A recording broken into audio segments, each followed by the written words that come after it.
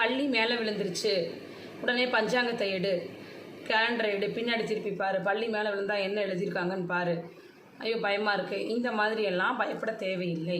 பள்ளி மேலே விழுந்துருச்சு அப்படின்னா நீட்டாக போய் அவங்க குளிச்சுட்டு அவங்கள இஷ்ட தெய்வத்தை கும்பிட்டாலே போதும். சாமி கும்பிட்டு நம்மளுக்கு இனி எதுவும் நடக்காது அப்படிங்கிற மன நிம்மதி இருந்தாலே போதும், வேறு எதுவும் பாதிப்பு வராது. இப்போ நீங்கள் பஞ்சாங்கத்தை எடுத்து பார்த்தீங்கன்னா தலையில் பள்ளி விழுந்துருச்சு அப்படின்னா அதில் என்ன போட்டிருப்பாங்க, கலகம்னு போட்டிருப்பாங்க. அப்போ ஒருத்தர் சண்டை கட்டிட்டு மண்டை உடைச்சிக்கிறாங்களா? அப்படி கிடையாது. இங்கே வந்து இந்த மாதிரியான சகுனங்கள் வந்து ஜோதிடத்திற்கு அப்பாற்பட்டு சொல்லப்பட்ட சகுனங்கள்.